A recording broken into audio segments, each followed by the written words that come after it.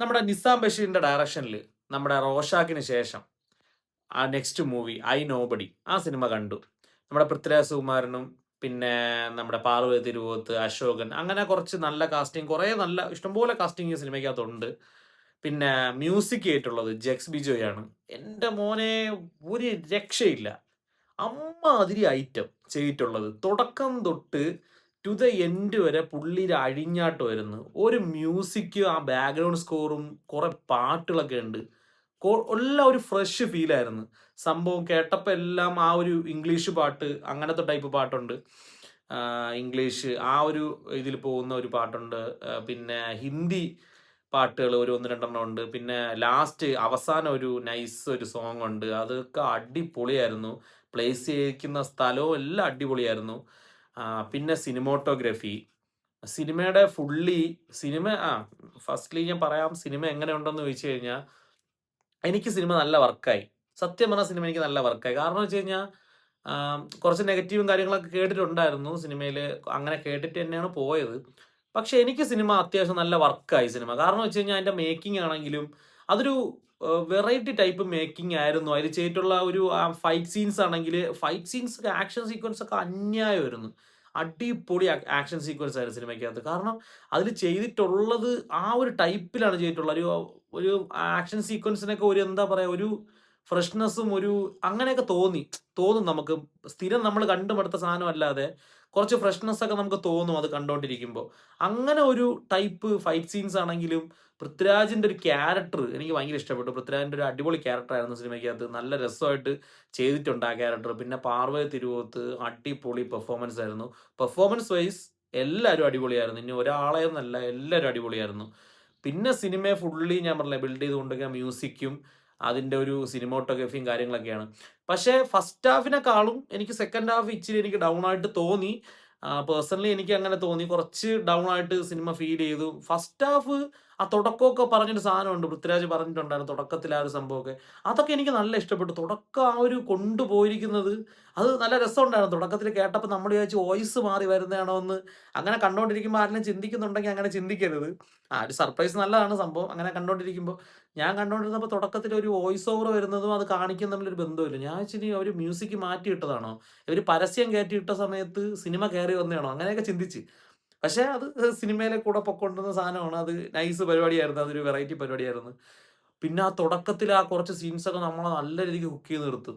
അതിലാണ് ആ സിനിമ പോകുന്നത്. തുടക്കത്തിൽ തന്നെ നമ്മളെ കഥയിലേക്ക് ഇന്നായി അങ്ങ് ഹുക്ക് ചെയ്ത് നിർത്തും. ആ ഒരു എന്താ പറയാ പൃഥ്വിരാജിന്റെ ആ ഒരു ഒരു സാധാരണക്കാരൻ മനുഷ്യന്റെ ഒരു അവസ്ഥയും ആ ഒരു ഫാമിലി എന്താ പറയാ ഫാമിലിയും അവരുടെ ആ ഒരു ആം, ഇങ്ങനത്തെ ഒരു സിറ്റുവേഷനിൽ ചെന്ന് പെടുമ്പോൾ അവർക്കുണ്ടാകുന്ന മാനസികാവസ്ഥയും കാര്യങ്ങളൊക്കെയാണ് ഈ സിനിമ പറഞ്ഞു പോകുന്നത്.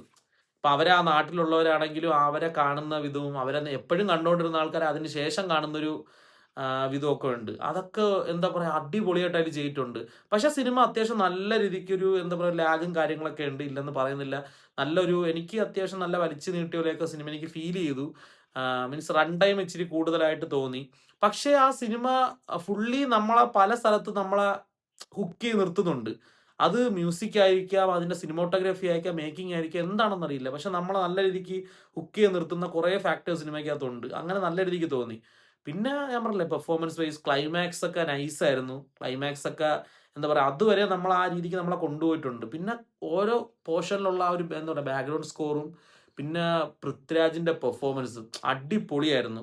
കാരണം കുറേ നാൾക്ക് ശേഷം എന്താ പറയാ പൃഥ്വിരാജിന്റെ ഒരു അടിപൊളി പെർഫോമൻസ്. മെയിൻലി എല്ലാവരും പറയുന്ന ഒരു നാടകീയത സെറ്റപ്പ് ഉണ്ടല്ലോ പൃഥ്വിരാജൻ ഡയലോഗ്സിലുള്ള. പക്ഷെ ഇതില് അത് സത്യം പറഞ്ഞാൽ എനിക്ക് അധികം അങ്ങനെ ഫീൽ ചെയ്തില്ല. അങ്ങനത്തെ ഒരു നാടകീയ സെറ്റപ്പ് ആ ഒരു സംസാരവും ഡയലോഗും എനിക്ക് അത്ര ഫീൽ ചെയ്തില്ല. എങ്ങനെ വെച്ച് നോക്കിയാൽ നല്ല രീതിക്ക് തിയേറ്ററിൽ പോയി കണ്ട് എൻജോയ് ചെയ്യാൻ പറ്റിയ എന്താ പറയാ എൻജോയ്മെന്റ് എന്നല്ല, ഒരു എന്താ പറയുക തിയേറ്ററിക്കൽ വാച്ച് ഡിമാൻഡ് ചെയ്യുന്ന ഒരു മൂവിയാണ്. വെർത്ത് വാച്ച് ആയിട്ടുള്ള മൂവിയാണ്. പിന്നെ പലർക്കും പല അഭിപ്രായം വരാം സിനിമയ്ക്കകത്ത് അത്രയും നമ്മൾ എന്താ പറയാ ഒരു ഞാൻ പറഞ്ഞില്ലേ ലാഗ് ഒരു മെയിൻ ഫാക്ടറാണ്. പിന്നെ സെക്കൻഡ് ഹാഫിലുള്ള കുറച്ച് പരിപാടികൾ കുറച്ച് എന്താ പറയാ ചില സാധനങ്ങൾ നമുക്കിങ്ങനെ എന്താ സംഭവം നമ്മൾ ചിന്തിക്കും. പക്ഷേ അതെല്ലാം അതിന്റെ മേക്കിംഗ് അങ്ങ് കവർ ചെയ്ത് പോകുന്നുണ്ട്. അതിന്റെ ഒരു മേക്കിങ്ങും ആ ഒരു എന്താ പറയാ ഫുള്ളി സിനിമാറ്റോഗ്രഫി ഒക്കെ കവർ ചെയ്ത് പോകുന്നുണ്ട്. പിന്നെ ട്രിവാൻഡ്രത്താണ് കുറേ സീൻസ് മിക്കതും ഷൂട്ട് ചെയ്തത്. അതൊക്കെ എപ്പോൾ എടുത്തെന്ന് തന്നെ സത്യം പറഞ്ഞാൽ അറിയില്ല.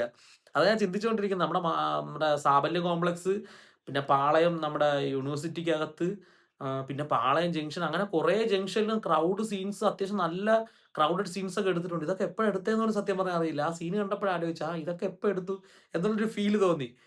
ഓക്കെ, അങ്ങനെയൊക്കെ നമ്മൾ സിനിമ കണ്ടപ്പോഴാണ് മനസ്സിലായത്. പിന്നെ അവിടെ ട്രിവാൻഡ്രത്ത് കുറേ ഷൂട്ടിങ്ങൊക്കെ ഞാൻ ഇടയ്ക്ക് പോയ സമയത്ത് കണ്ടിട്ടുണ്ടായിരുന്നു. പക്ഷേ ഓഫായി, ഒരു മിനിറ്റ്. പോണായി.